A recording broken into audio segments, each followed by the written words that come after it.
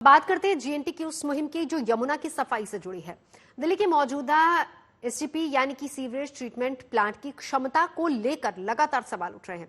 हमने भी दिखाया था कि 2 सीवरेज ट्रीटमेंट प्लांट काम तो एक ही तरह का कर रहे हैं, लेकिन परिणाम अलग अलग है।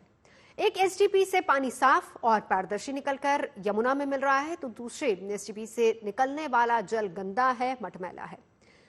ये सब हमने दिखाया था। गुड न्यूज टुडे की उसी मुहिम का नतीजा सामने आया है। दिल्ली की 37 सीवरेज ट्रीटमेंट प्लांट की क्षमता पर नजर रखने के लिए दिल्ली सरकार ने एक सीमित समिति का गठन कर दिया है।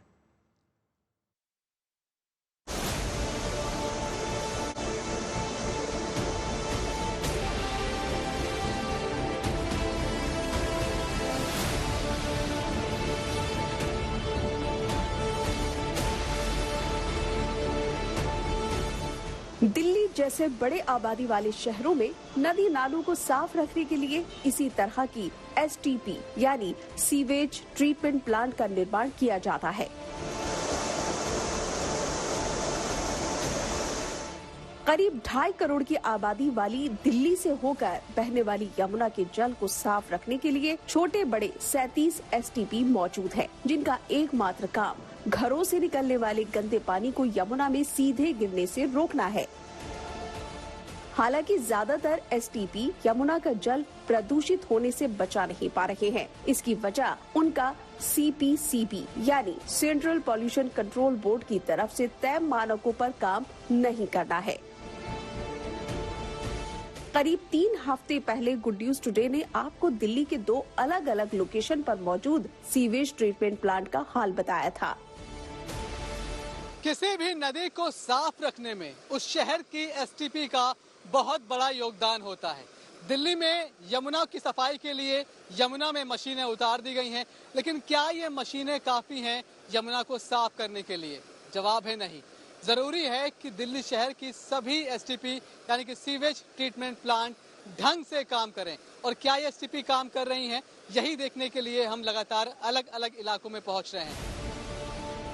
इस दौरान हम मजलिस पार्क और नीलोठी में मौजूद सीवेज ट्रीटमेंट प्लांट भी गए। मजलिस पार्क वाली एसटीपी से निकलने वाला पानी साफ और पारदर्शी निकला। ये एसटीपी है जो कि दिल्ली में मजलिस पार्क के पास में है और ये उसका आउटर सेक्शन है। मतलब अंदर प्लांट है, प्लांट से पानी साफ होकर इस तरह से बाहर निकल रहा है और यहाँ से यमुना में पहुंचेगा। मतलब अब ये ट्रीटेड वाटर ठीक है या फिर नहीं है, साफ है या फिर नहीं है, ये हम चेक करने की कोशिश करते हैं। इस पानी को हमने इस ग्लास में लिया है और ये पानी काफी हद तक साफ दिखाई पड़ रहा है। क्रिस्टल क्लियर वाटर है। ये पानी काला नहीं है, गंदा नहीं है। इसमें आपको सनी हुई मिट्टी दिखाई नहीं पड़ती, कोई कूड़ा कोई करकट दिखाई नहीं पड़ता। मतलब ये पानी काफी हद तक साफ दिखाई पड़ रहा है। इसे आप ट्रांसपेरेंट बोल सकते हैं, इसके आर पार भी दिखाई पड़ रहा है।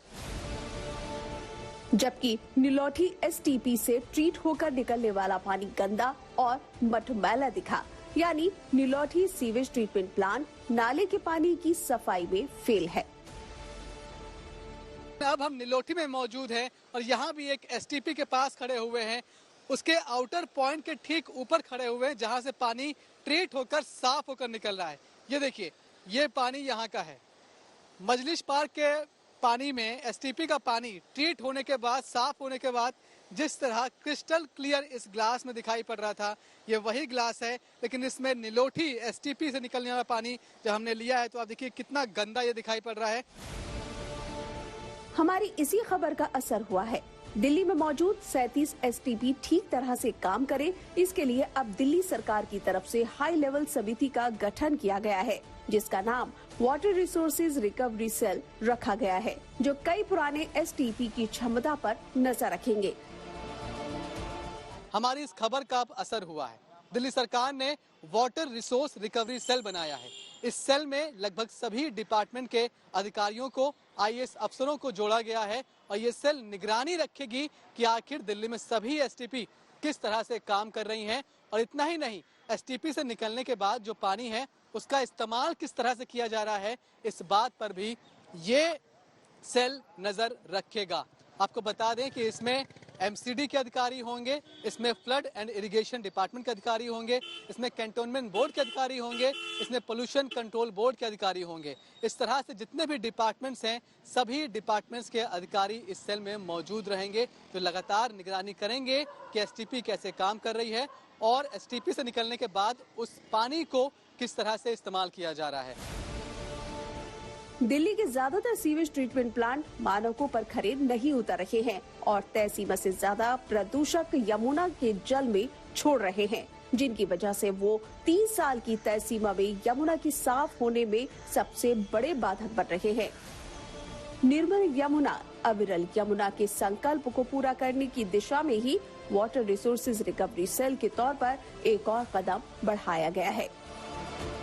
दिल्ली से मनीष चौरसिया के साथ bureau report, good news today.